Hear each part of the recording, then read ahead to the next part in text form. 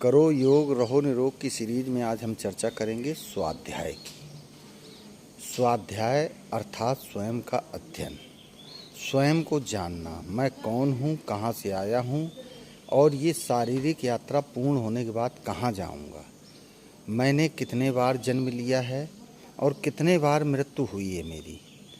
तो ये संभव होगा पतंजलि योग सूत्र के अनुसार।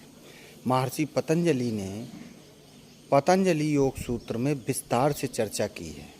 ये जो जीवन में पंच कलेश हैं, जिनके कारण बार बार जन्म, बार बार मृत्यु होती है, अस्मिता के कारण जो अहंकार है, तो ये पंच कलेशों का नाश कैसे होगा। ये पंच कलेशों का नाश महर्षि पतंजलि ने पतंजलि योग सूत्र में क्रिया योग की साधना के माध्यम से विस्तार से चर्चा की है।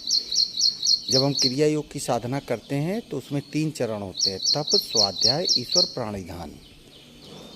तो स्वाध्याय यानी कि जो हमारे आगम हैं, हमारे जो प्राचीन काल में ग्रंथ लिखे गए हैं, उनका अध्ययन, और उनके अध्ययन के माध्यम से जैसे ही ज्ञान का प्रकाश होता है, ज्ञान का उदय होता है, तो उससे ये जो 4 कलेश हैं, अस्मिता, राग, द्वेष, अभिनिवेश, ये स्वयं ही समाप्त हो जाते हैं।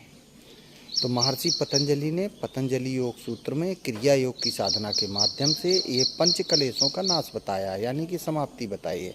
और जब पंच कलेश का समाप्त हो जाता है, पंच कलेश का नाश हो जाता है, तो ये जो बार बार का जन्म, बार बार की मृत्यु, बार बार का जन्म है, ये चक्र समाप्त हो जाता है।